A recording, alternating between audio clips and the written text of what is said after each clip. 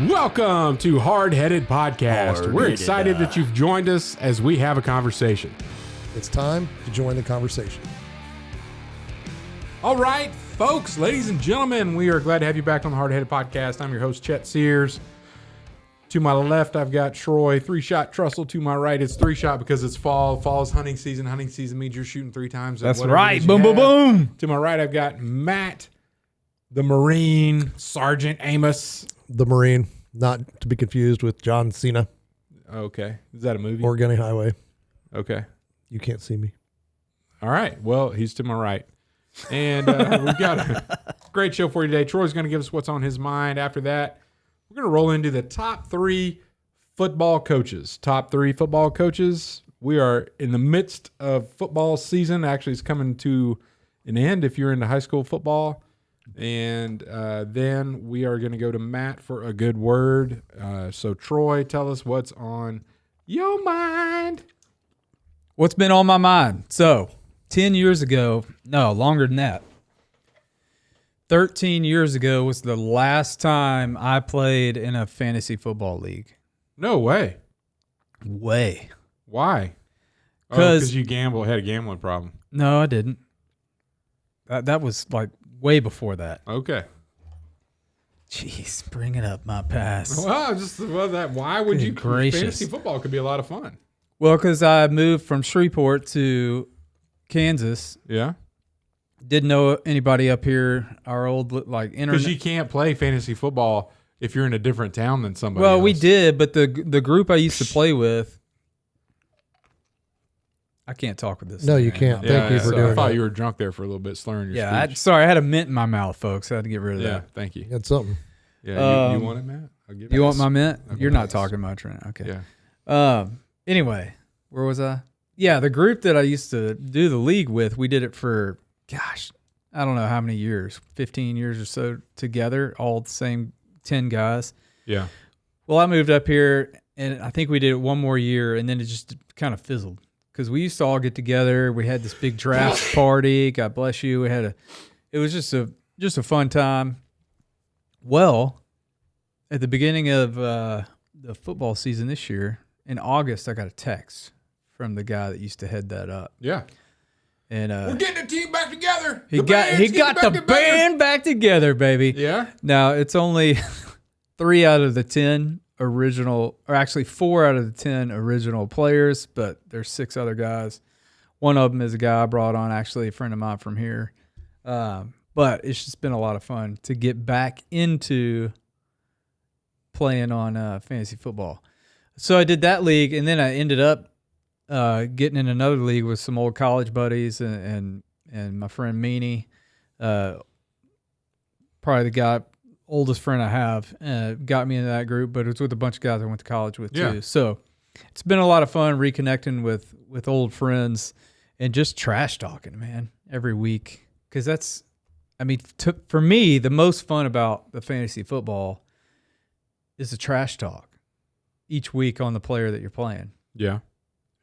So my question for you guys is, when's the last time you played, or are you playing right now? Play what? Fantasy football. Oh, no. Matt checks out. Have you ever played fantasy football? Ever? No. Have you ever played fantasy soccer? Nope. Okay. Well, do you know how you play? I mean, I get the gist of it, but it's just something that never interested me, I guess. Yeah. What about you, Chet? I played very few of the fantasy anythings. In fact, I've only played. I did like the March Madness bracket at work. 20 years ago, long time ago. Oh wow! First time I ever did it, and I won. And I'm like, I'm never doing this again. Beginner's never luck. win again. Yeah, so. But then fantasy football I've done a couple times, and so much so that we had a family fantasy football league with us and the Parkers. All the kids and wives and everything were in it. Oh, wow. That's fun. I had to get Ashley's login and do everything for her, and she would beat me typically. That's no fun. I know, it's crazy. But so that was fun.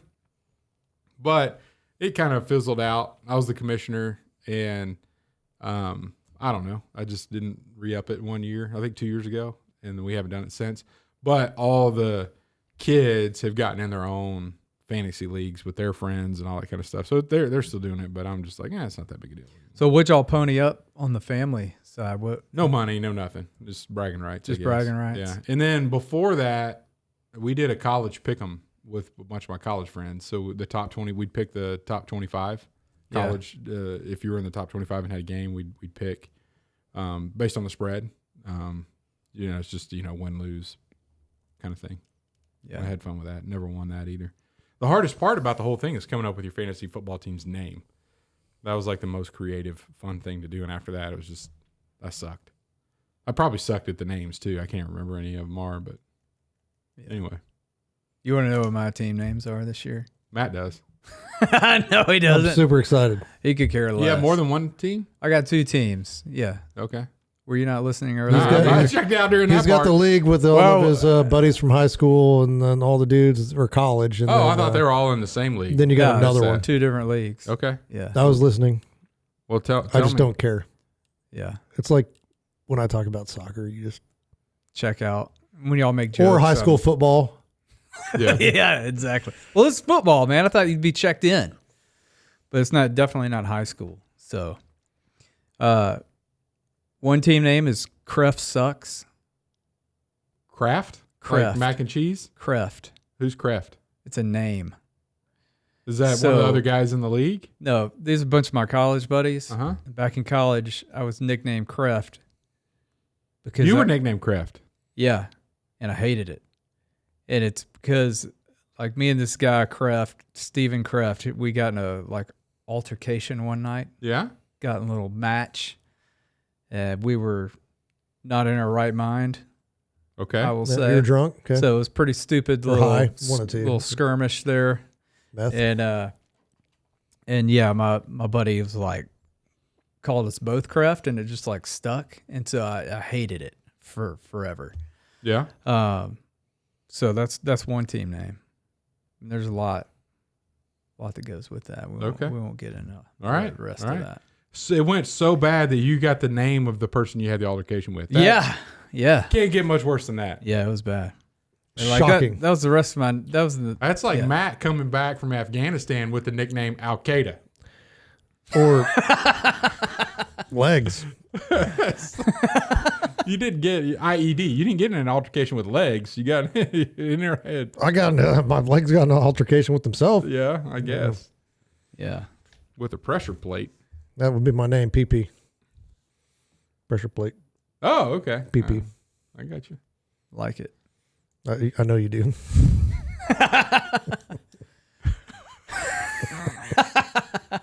Oh my gosh. Wow.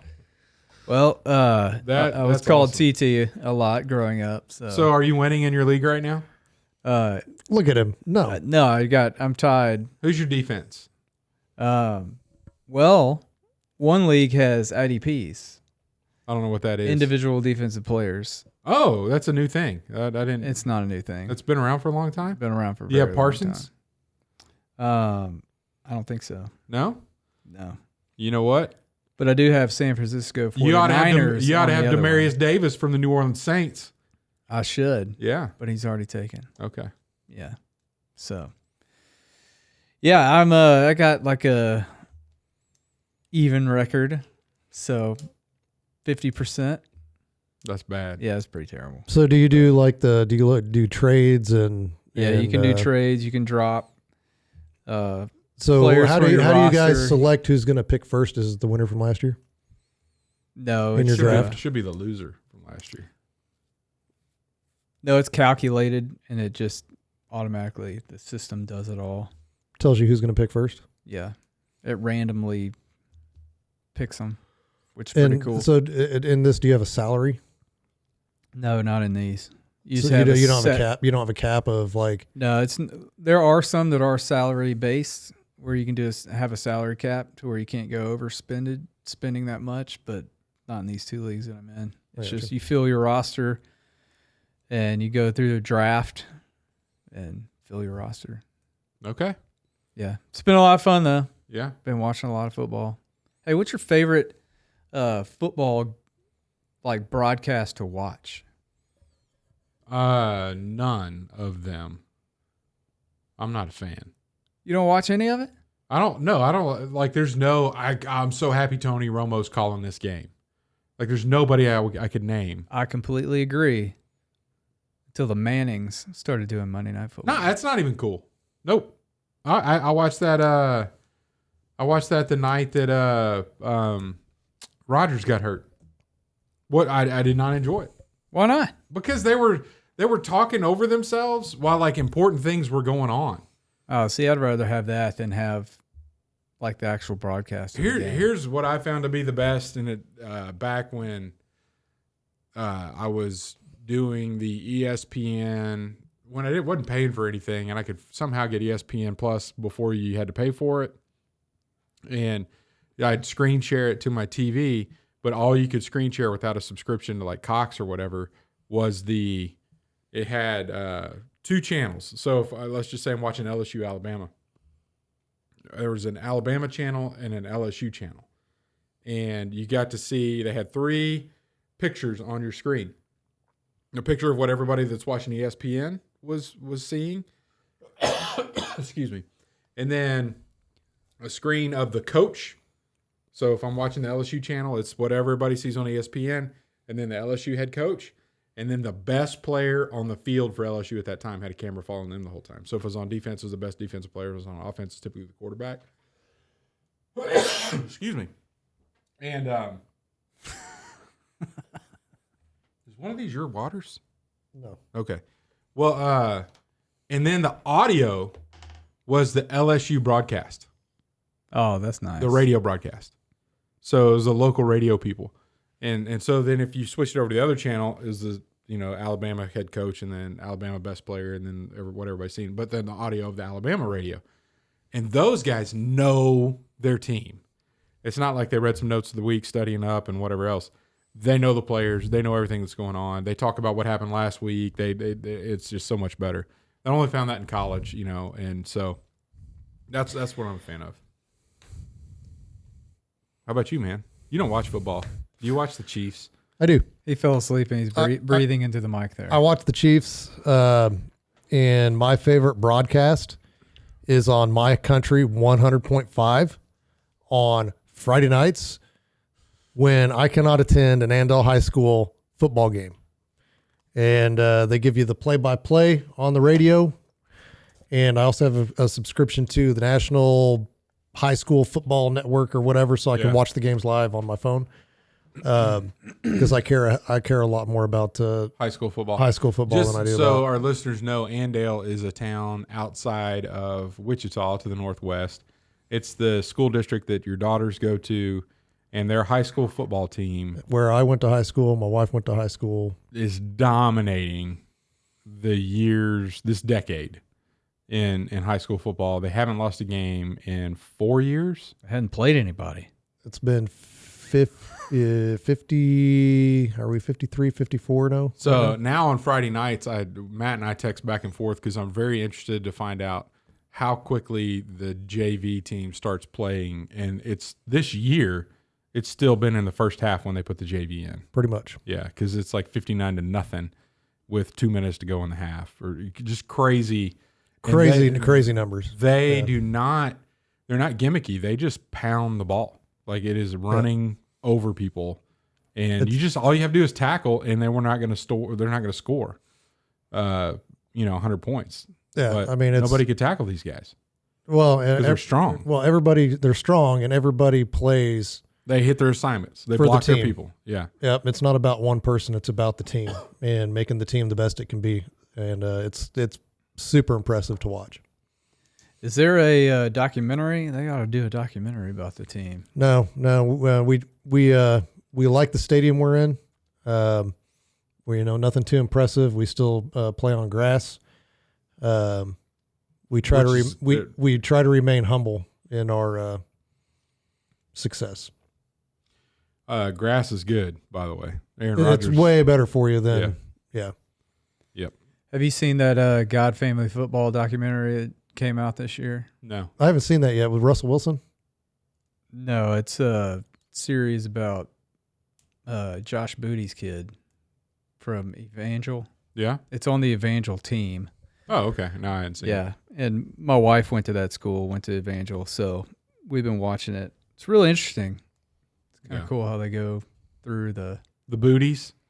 Well, his last name's not Booty. His son's not. Yeah. Split family? Yeah. Oh, I didn't know that. I think he's back in his life, but Yeah. yeah, grew up with his mom. Interesting. Yeah, but they were twins. She had twins, so it's the two brothers. One's quarterback, the other one's on the team as well. Yeah. And it kind of follows the quarterback he's the main one talking throughout the whole thing, and then the coach. Yeah. And then other influences around the team. But Cool. yeah, it's pretty interesting to watch. So All right. Well, we're going to keep on the subject of football. We're going to take a break and come back and talk about our top 3 football coaches. At Admiral's Pennant, our mission is to offer the latest and refined, high-quality masculine products and services to the modern gentleman, as well as provide him with the tools and products necessary to look, act, and feel confident in his appearance and social interactions. Check it out at admiralspennant.com. Without it, you might as well shave. And we're back. Top 3 football coaches. Troy, what you got, man? I'm not going first. It's Matt, what you got, man? Wow. Okay. Number 3, the old Barry Switzer. Ooh, Switzer. And, from his, time with OU, the Cowboys, all that, all well and good. But I've had the opportunity to meet Barry in person, and his status as a veteran from the Army, and the stuff that he's done to support veterans in transition and support veterans in their various projects since his exit from football, and some of the stuff that he's done to raise money for those individuals has been pretty impressive. So that's why he makes my my number 3. It probably should actually be number 1 just for his philanthropic work. Yeah. That he's done. He was the coach at OU when I was born. I was born just down the road from Norman, where my dad was stationed in Midwest City, Oklahoma. Mm-hmm. And I was a rather large baby, and shocker. And the doc proclaimed when I came out of the womb, "Call Switzer. We've got a new linebacker." So And you failed. I almost played for Switzer, according to that story. You failed Doc. Yeah, I did. I did. Number 2, of course, because I'm a huge Kansas City Chiefs fan, Andy Reid. The dude is just awesome. Like some of the stuff that he comes up with is just pretty darn incredible. And the players believe in him, and he's just had some really, really good success here in Kansas City, or up in Kansas City, I guess I should say. And then number 1, Dylan Schmidt, head coach for the Andale Indians. I knew it. Actually went to high school with Dylan. He was we graduated the same class. No way! I didn't know that. Yeah, so he was a pole vaulter. Football player, pole vaulter, but was had the school record for, and he still goes back and coaches the vaulters on that, because he was really, really good. And if I'm not mistaken, that's actually what he got the scholarship to college for, was pole vault. And his dad, at the time, I believe was the football coach. Or no, that was no, I'm wrong there. He was, anyway. History. I've been hitting the head too many times, but different guy. But watching him lead these guys, and I can't even imagine the immense amount of pressure that he's under. Yeah. Having the streak that he's had and the run that he's had. He's only lost, I believe, 2 or 4 total games in his run at Andale, because he coached at Wellington prior to. Do you think he's going to go somewhere? No, I don't think so. Yeah. He may. I mean, I wish him the best because he's an incredible coach. And even our offensive coordinator, his son plays for KU. And I just happened to be at we played. He plays basketball, football. KU has a football team. They do. They're 3-0 actually right now. Yeah. As of the last time that I watched, they were 3-0. Yeah. But it was kind of funny because we had a cornhole tournament a couple weeks ago, and his dad was there, and that's the KU played Nevada, and so the game was on, and here we've got our offensive coordinator watching his son play college football for KU, and it's just a different element to watch somebody who understands the game at that level. It's so fun to watch a game because he's calling out stuff like that you're not even paying attention to. Right. You're drawn to the ball, where the ball's at, and he's like, what is this guy doing? Where? Yeah. And you got to tackle, you got to get through there, just he gets so passionate. Yeah. And that whole family is just an athletic family. He's got 3 kids that are in college sports on scholarships, but wow, really athletic family.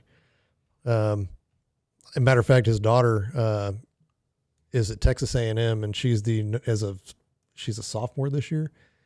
Is it like the number 3 thrower in the country?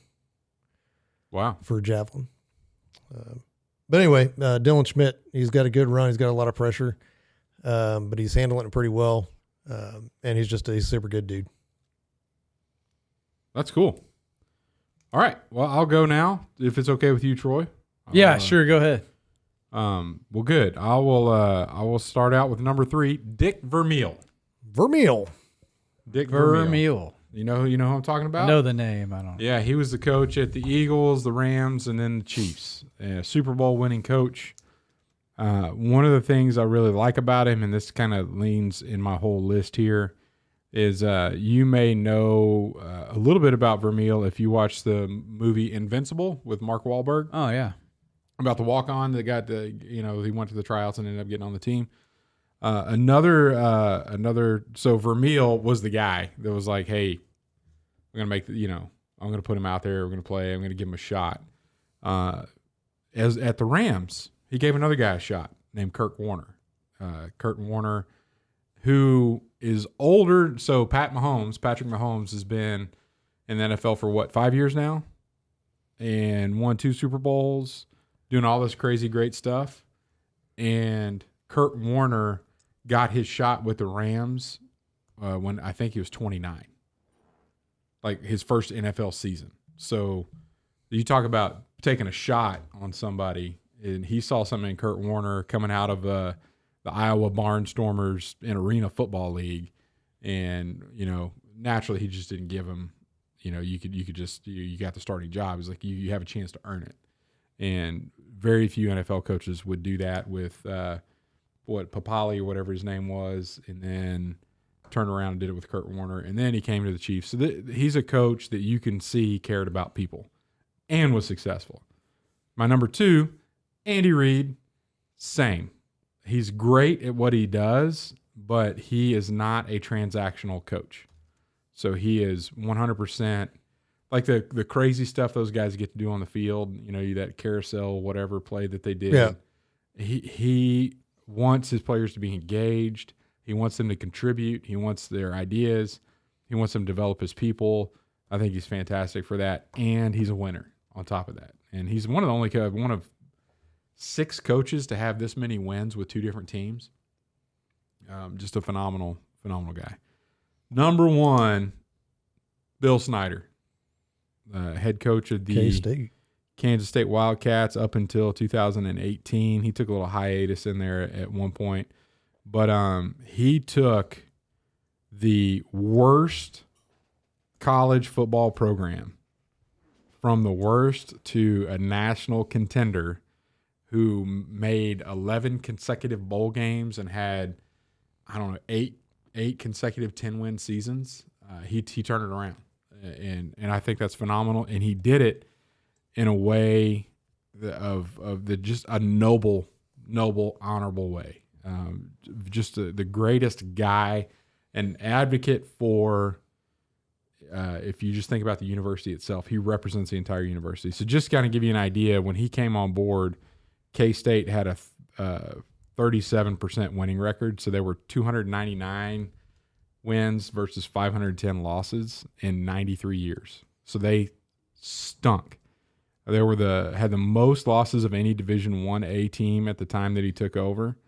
The team had only been to one bowl game their entire existence up until the point he took. They never won a conference since 1934.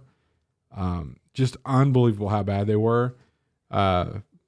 Sports Illustrated called Kansas State futility U and said that it was America's most hapless team. And then he took over, and they won one game. They had been three years without winning a game. They won one game his first season, 5 games his second season. He started building his team up through that. They changed the mascot from – they had this Willie the Wildcat little cartoonish character, and then after he was there and started dominating, they're like, we got to come up with the Power Cat because we're awesome now. We're not a cartoonish kind of team. Like, fundamentally changed everything that's there. So as great as he is on football and his record speaks for itself, he's one of a couple of active coaches that were inducted into the Hall of Fame before they retired. Like, this dude is worthy of the Hall of Fame. No matter what happens, he's still coaching, but we know that what he's done up to now has been fantastic. So, got a buddy of mine, Tim. You guys know Tim. All his kids have gone or are still going to K-State. One of his sons is a tremendous violin player and played at church on one Sunday, was invited to play some beautiful piece of music, and he accompanied some deal. And later that week, his son got a letter in the mail, a card from Bill Snyder that just said, I want to let you know that's the most beautiful violin playing I've ever heard. Thank you for sharing your gift with our church family or whatever, signed Bill Snyder. Like, what kind of a guy is that? Awesome. Just to share and encourage. He's a coach. Dude, a great coach. Great coach. So he's my number one football coach. Troy, with your permission, I'll turn it over to you. Yeah, I'm ready now. Okay. All right. I couldn't think of one of the names. That's why. Okay. That's why I moved on.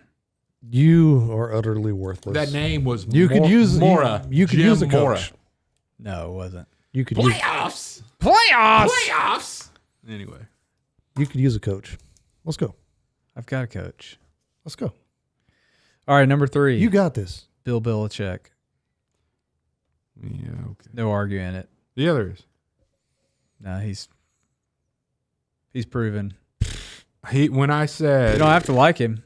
when I said I don't really like him. I've never cheered for him once. when I said that Andy Reid was a relational coach, he wasn't transactional, I was thinking of Bill Belichick is a transactional coach. I got another one for you. Number 2, Nick Saban. Yep. Very Same. transactional. Yep. Also, he coached with Belichick. I don't know if you knew that. Yes, I did know that. Okay. Saw the documentary. I didn't know there was a documentary. There's a documentary about them too. I've just got some football knowledge up here. Yeah. I should be playing fantasy football. You should be. You should be. I did know it before I saw the documentary. We should do a hard-headed fantasy league next year. Yeah, we'll get some of our fans. I don't play with wanna us. do it. I really don't either, but I don't have time. And then number 1, Tom Landry. Oh, Also Landry. very transactional. Yep. It's a way to win. I mean, that dude, if you're know. producing, you're playing. If you're not, you get off my team. Yep. All 3 of them. The only time I ever really cheered for one of these was when Nick Saban was head coach at LSU. But other than that, I wore always rooted against these guys. if you go, maybe you don't, I don't know. The picture frame, 8x10 or whatever picture frame, where you had like your senior picture in the middle, and then you had every grade school picture in little circles around that one. You know what I'm talking about? Yeah. Was a way like you get your school picture every year. And Right. so they had this frame, and you could put your school picture in and you see how you grow over the years. And Okay. then when you graduate, you put your big. And from elementary, like kindergarten through middle school, Dallas Cowboys shirts in every one of my pictures. Except one year I wore a Walter Payton jersey. But yeah, apparently I was a huge Cowboys fan back in Landry's day. Wow. And it carried me through. He made the Cowboys America's team. That's terrible. You just jumped on the bandwagon. Yeah, when I was a kid. I mean, When I was a jumping kid, on a bandwagon. I'm I like, did I was not. born into. I knew football greatness back then. I had to watch him every weekend at my grandfather's house. Yeah. Because he loved him, Yeah. but I never once rooted for him. You went to the game. You skipped. I family always Thanksgiving. rooted for the Saints. You skipped a family Thanksgiving. And guess who I rooted for that day? Who did they play? The Denver Broncos. And that's who you pulled for? Yeah, because I hate the Cowgirls. Yeah. Well, anyway, Troy's dad's mom, all she wanted, the only thing she ever asked for is for all of her family to be at her house on Thanksgiving Day. We talked about this. She on the never knew. podcast. She Dude never didn't knew. Go. He didn't go. She never knew. He skipped to go to a Cowboys game. She never knew. Y'all covered for me very well. She knew. She knew. She brought it up, and then we told after half the day's over. Where's Troy? He's at the Cowboys game. Oh, as long as he's there, she was okay with it. I must have been her favorite. Yeah. No, she was just glad you're at the Cowboys game. I think that was the time that the pot caught on fire. Yeah, I think so. 'Cause Yeah, I wasn't I there could for tell you that whole story. That's I forget what episode that was, but you covered Yeah, that it's hilarious. You need because to go back that was your introduction to the family. Mm-hmm. Yeah. Yeah. See, I listen. I'm not always zoned out. Yeah. Not always. Not always. All right. Let's go with a good word, Matt. All right, good word again today. I'm going to say is grace. Probably a month ago, maybe more now. Previous podcast, I brought up some people that I was proud of, and I think I'd like to kind of continue that tradition. Maybe once a month or something like that. Okay. Look at you. Man, I'm going to have to come up with a segment now. But Chet's got what grinds his gears, basically. No, it's Stuff that he things I doesn't don't get. I'm only doing it because that's what our fans want. I get so many text messages. Oh, you got to get this too. Oh, don't forget that. Yeah. So, matter of fact, I had one for you. Yeah, you could do it too. I don't own it. Well, I know you don't own it, but Yeah. I had one to throw your way. Yeah. But anyway, and I'm not going to call out anybody in particular, even though I've got one person in mind. But we'll just It's put like an unspoken prayer request. kind of, but I don't want to. Dude. I don't want to put anybody on the spot. Let me tell you how I hate it when you're sitting around and everybody's like, anybody got some prayer requests? I got something so important right here. I raise can't, a hand. I can't even tell you. I can't even tell you how cool this person is. And- Unspoken. yeah. Anyway. But I'm thinking of somebody that who continued to fight when nothing in their life was going the right way. Like literally everything was against them, from divorce to raising a kid on their own, and pushing through all of that and coming out on the other side of it a better person. And I just want to make sure that one, I'm proud of that person for everything that they've done. But in addition to that, make sure that they're giving credit where credit is due. And so that comes out of 2 Corinthians 12, 9-10, which says, but he said to me, my grace is sufficient for you, for my power is made perfect in weakness.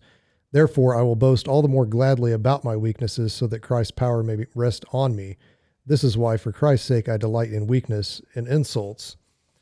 And my stupid thing cut off. In hardships and persecutions and difficulties, for when I am weak, then I am strong. And so, when you're in those positions where you don't feel like there's any way out, or there's nothing left that you can do, that's saying, rely on God to get you out of it, and let him use, just like Chet with your good word, with the Davis. with Davis, he's letting that light, shine through him, and in his weakness, he's using his platform, saying, hey, I need help, I need prayer, and allowing his time of weakness to show God's glory, which is, he was using that platform exactly for that. And I think that that's a very good way to, what I'm trying to say there, but highlight God, God's ability to work through you. I think a lot of people get hung up on, I don't like you're inviting a dinner guest over, right? And so if you're the recipient of an invitation to dinner, your next thing that you typically think is, what am I going to bring to the dinner? A bottle of wine, bread, whatever. Right. I'm going to offer something to you because of your invitation to me. And a lot of times people get hung up on, I have this invitation to follow Christ. I'm not good enough to bring anything. Like I can't afford a nice bottle of wine to show up. So I'm just not going to go because I don't have anything to offer. In this verse, these verses are saying, you don't need to offer anything. My grace, the invitation is sufficient. My grace is sufficient. In your weakness, because you can't offer anything for me, there's strength. Just come. Don't think you have to bring anything with you. Right. Like the fact that you can't is just a bigger display of my grace. Just come and follow me. Well, hey, and that I guess that's kind of what I was getting at, because in those moments, I know that those people were like, I've got nothing left, and you see it in some posts and stuff like that. I just asking, crying out to God for help, and you read between the lines and you see that, and just make sure when you come out on the other side of that, do exactly what Davis did and give that credit where credit is due. Yeah, and the fact that you finally admit that you don't have anything, even if you thought you had something to offer, it's not worth anything. It's a gift. There's nothing you can do for it. Yep. Receive it. His And grace I think is sufficient. That's what that means to me anyway. And I think Troy talked about that too. Is it's in one of his good words a while back. There's nothing you can do. Right. It's a gift. Yeah. It's just all you have to do is accept it. Yeah. That's it. Fantastic. Grace, his grace is sufficient for you, and in your weakness, he is made strong. Awesome. Thanks for that good word. Anything else, Troy? You got anything? I'm good, bro. Can we close it out?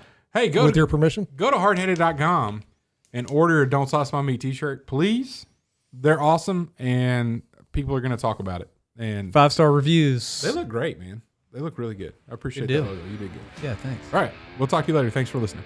Thanks for listening to the Hardheaded Podcast. Don't forget to share this podcast with others to help us get the word out. Also, if you haven't yet, please rate and review the show. This helps our podcast show up in other people's suggested shows that may or may not have listened to us before. Thanks for listening, and we'll see you next week.